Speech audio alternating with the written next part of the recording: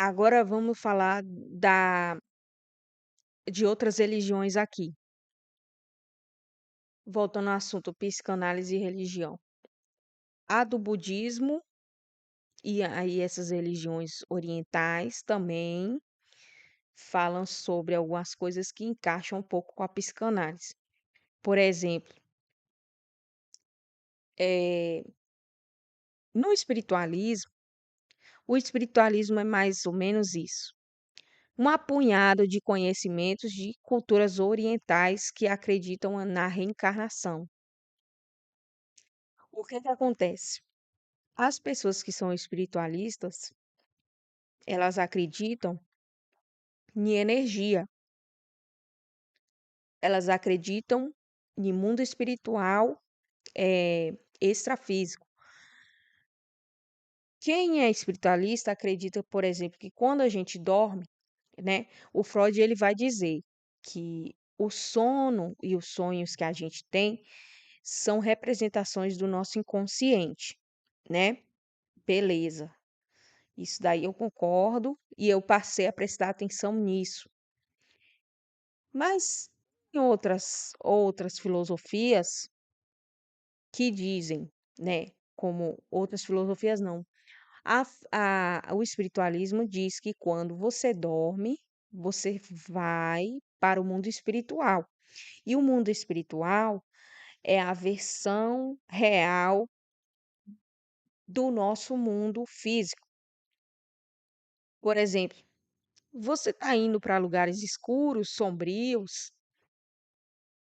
com casas construídas de uma maneira meio estranha, meio assim desordenada, tipo periferia, né? No espiritualismo, ele vai dizer que quando a gente dorme, a gente sai do nosso corpo, a gente faz uma viagem para esse lugar e lá a gente mostra realmente quem a gente é. Então, assim, com todos os nossos defeitos, com todas as nossas qualidades, tudo estampado, tudo mostrado como realmente a pessoa é. Se ela é uma pessoa que tem pensamentos ruins, esses pensamentos eles vão ser revelados, né? Então, assim, o Freud ele fala que o sonho é o nosso inconsciente através de símbolos e personagens, né?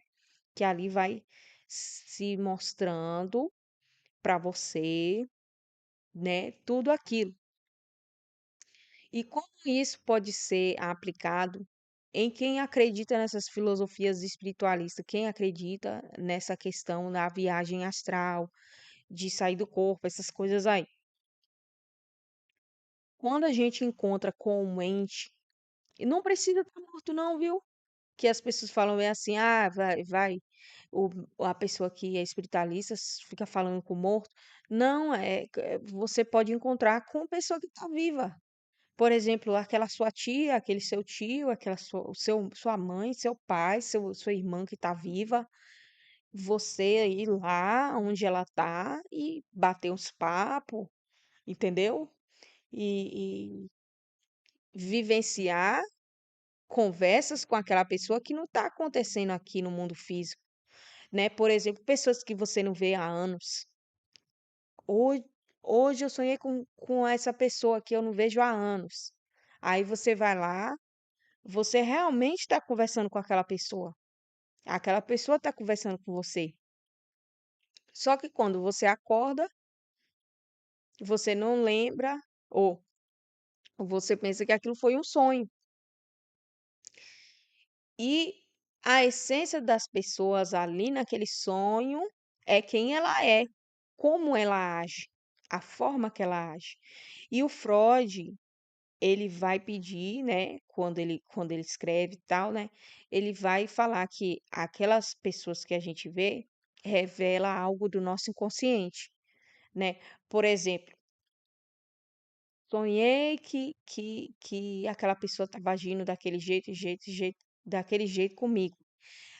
Às vezes é o seu inconsciente tentando dizer para você o seguinte: coisas que você não percebeu naquela pessoa, mas o seu cérebro tá ó, alertando, tá dizendo como aquela pessoa tá agindo, como ela é, de que forma.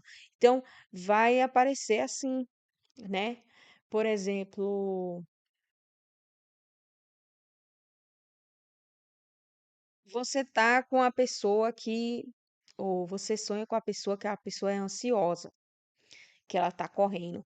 Aí, e aí, o que que acontece? Se seu cérebro percebeu que aquela pessoa, ela é daquele jeito, né? Só que aí você nunca reparou nisso. Aí você fica arrumando justificativa, romantizando aquela pessoa, pintando como se aquela pessoa fosse, ai, aquela pessoa daquele jeito. E aí, quando você vai ver, ela é daquele jeito que seu inconsciente tá mostrando ali, né? E você tá romantizando. Por exemplo, eu já sonhei com a pessoa sendo muito indiferente comigo. Eu falando a coisa pra pessoa e a pessoa nem aí porque eu tava falando. Aí eu já percebi, com esses sonhos, que aquela pessoa nunca teve nem aí, entendeu? Aquela pessoa sempre foi centrada, sempre foi autocentrada nela. E eu que estava querendo ver amizade onde não tinha. Tipo assim, aquela pessoa te considera só como um colega, como uma pessoa, uma conhecida, mas você que tá colocando ela no pedestal, você que tá, entendeu? Acorda. É isso que o meu inconsciente estava tentando dizer. Você tá colocando aquela pessoa numa expectativa, num pedestal, e eu tô dizendo aqui para você que essa pessoa, ela só tá preocupada com os próprios interesses dela. Ela tá vivendo a vida dela, é autocentrada nela. Talvez ela faz isso de propósito, talvez não.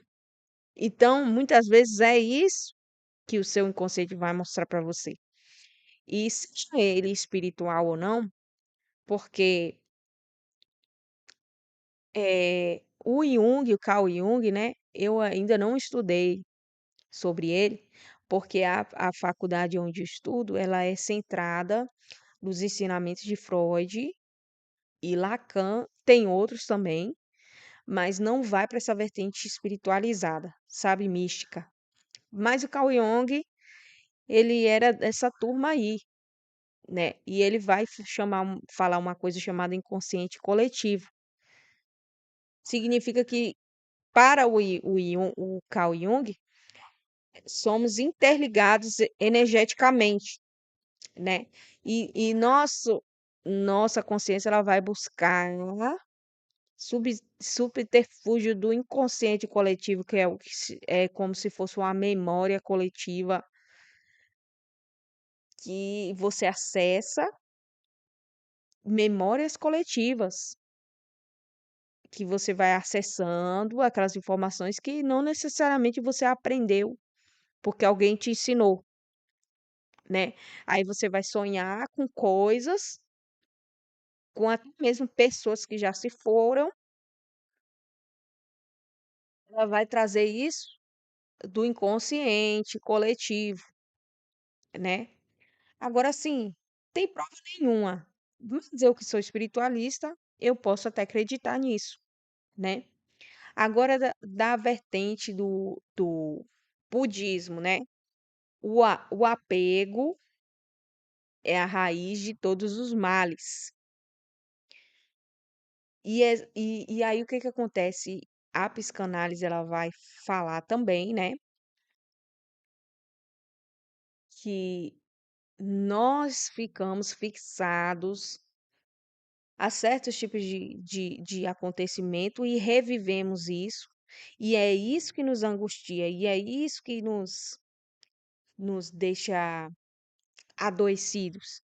E por isso devemos ressignificar e, e reformular, e para isso a gente precisa conversar, a gente precisa falar. Então, o budismo ele traz muita coisas assim interessante, né? ele vai dizer assim: "Para que que você precisa disso, se isso é o problema que está te trazendo prejuízo?". A psicanálise ela vai falar, é você quer uma coisa, mas essa coisa não tá te fazendo bem não, meu filho, né. Essa profissão aí que você tá te causando um prejuízo enorme. Olha o seu corpo tá gritando, ele tá dizendo: "Olha, é melhor você parar, senão eu vou botar uma doença em você", né. Então, no budismo, você tem que desapegar de algo que tá te gerando sofrimento. Esse sofrimento ele causa doença, né. Você vai ficar adoecido. No espiritualismo ou nas doutrinas espiritualistas, vai dizer, né, que o sofrimento é causado antes na no plano espiritual, para chegar no plano físico, através dos nossos pensamentos, né. Então, assim, se sua mente começar a ficar adoecida, né, eh, você ficar fixado em algo, aquilo vai trazendo doença, aquela fixação por algo, aquilo vai te trazer um malefício. E por isso que de vez em quando a gente precisa fazer uma limpeza, mas essa limpeza precisa ser da mente. E para a gente limpar e organizar essa mente, a gente precisa falar, expressar,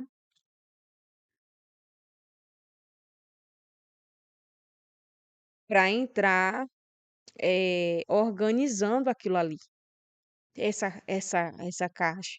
Essa caixa aqui é a caixinha de não sei o quê. Essa caixa é ali, é das eu vou colocar aqui aquelas memórias, aqueles sentimentos. Então, assim, vai organizando as coisas, né. E a religião, ela tem um pouquinho da expressão do que é o ser humano. Até mesmo as neuroses e as psicoses, né. As neuroses que eu falo é essa coisa de pode, não pode, regras, né. A psicose é a pessoa ficar viajando ali naquela coisa transcendental e acabar vivendo um tipo de ilusão, né.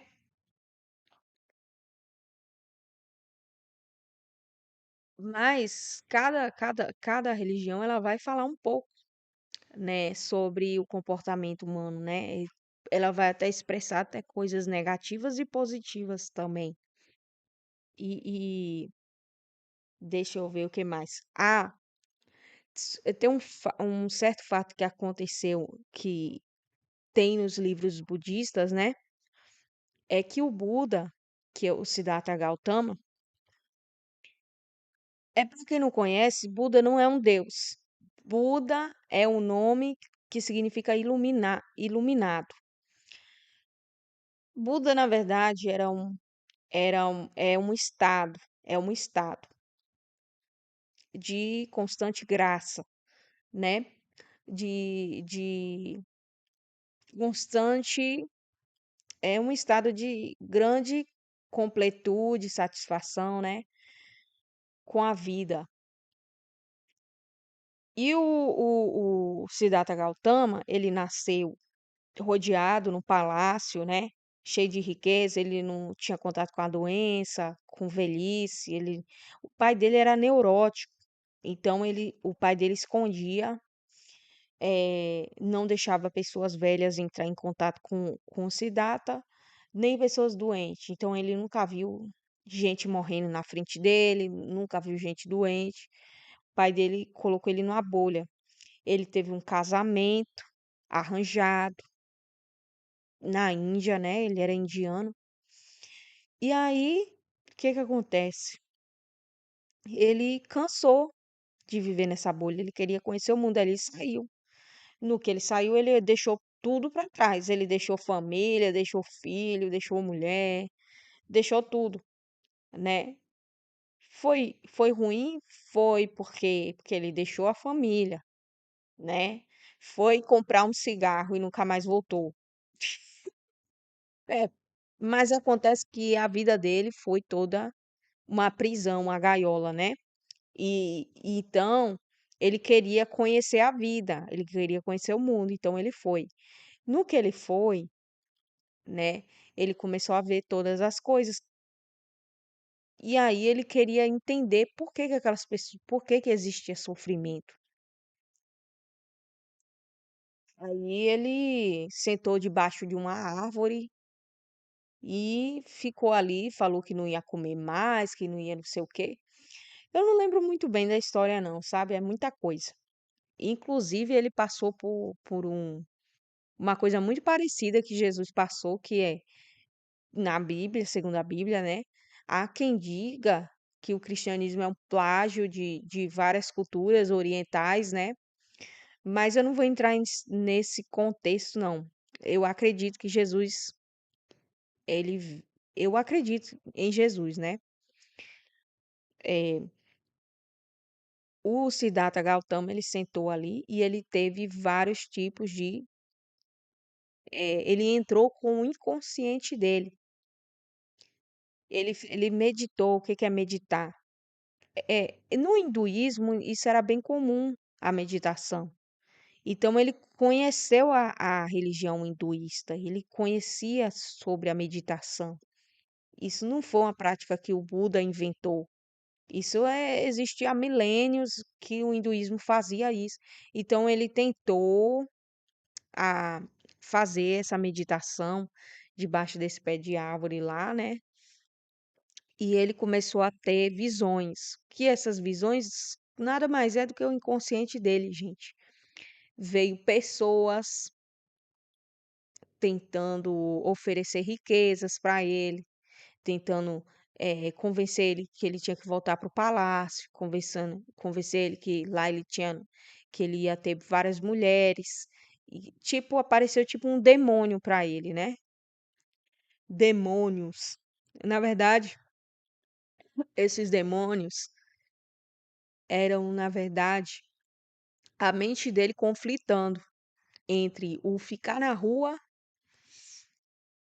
passando necessidade e fome, ou voltar para o palácio e ter toda a comodidade que ele tinha. Então, essa mente conflitante dele, que veio convencer ele de voltar, ó, bora pro quentinho, bora pro confortável e tal. Todas as mulheres que ele podia ter, as concubinas e tudo, tentando convencer ele dele voltar para a realidade que ele estava antes.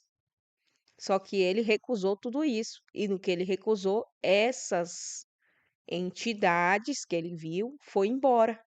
Cada vez que ele não cedia a um desejo dele, que aquilo que aprisionava ele naquele castelo, ele recusava. E no que ele recusava, ele conseguia vencer essas tentações. Não, eu preciso ir para o meu propósito, né? Ele foi tipo um filósofo, o Siddhartha Gautama, né? E aí, quando ele passou por vários tipos de etapas. Uma etapa é que ele ficava com fome, ele ficou seco, anoréxico, né? Porque ele não comia nada, e aí ele saiu de um extremo para outro, tentando buscar a felicidade. O extremo onde ele não comia nada, ficou desnutrido. Outro extremo é ele se autoflagelar. Teve um momento que ele se autoflagelava, onde ele pegava o chicote e batia nele. E isso tem em várias culturas de religião, até mesmo na católica, teve o movimento aí, muitos séculos atrás, em que os monges ficavam se punindo pelas merdas, pelas coisas que faziam, e uma forma deles de se castigar era se machucando. E o Siddhartha ele fez isso. Depois ele foi para outro extremo, que foi ele comer muito. Aí ele engordou. É por isso que tem vários tipos de Buda. Você vê o Budinha lá, o, as imagens representam uma forma de contar a história do Buda, né? Então você vê o Buda gordinho, você vê o Buda magrinho, você vê o Buda sequinho, igual um palito. Então, assim, os estágios do Siddhartha Gautama em momentos de extremos, né? E aí, quando ele chegou ao ponto ideal de criar a filosofia dele, que foi ensinado para os discípulos dele, ele chegou à conclusão de que o melhor caminho é o caminho do meio, e o caminho do meio seria de não cometer excessos, mas viver a vida de uma forma equilibrada. E aí ele encontrou um caminho aonde as pessoas poderiam viver sem esse sofrimento. E esse sofrimento era gerado por um apego, apego à riqueza, apego à luxúria. a- Só que assim, dá para você viver, por exemplo, um casamento de uma forma equilibrada. Dá para você viver sua sexualidade de uma forma equilibrada. Dá para você comer de uma forma equilibrada, ter prazeres de uma forma equilibrada. Então, a psicanálise e o budismo também podem se casar também um pouco. A psicanálise ela diz, né, que a gente tem que saber lidar com a falta, mas também a gente tem que ir atrás de um desejo, para que esse desejo traga um prazer na vida. Só que esse prazer, ele precisa ser um prazer aonde não te traga um prejuízo, um sofrimento para pessoas, né, para as pessoas ou para você. Então, é de certa forma, um caminho do meio. Você sabe que você tem que lidar com luto, mas você não pode se afogar nesse luto. Você sabe que você pode comer comida boa, mas você não pode comer de uma forma onde você vai prejudicar o seu corpo. E tudo é esse equilíbrio, né, que você tem que trazer para sua vida.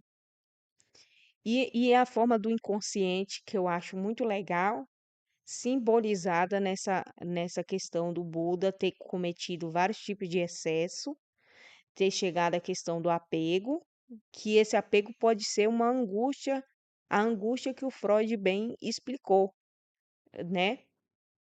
Que a pessoa ela fica fixada num sofrimento que ela não sabe que sofrimento é esse, mas através dela falar, esse sofrimento vai se esvaziando, né? Então é isso, gente.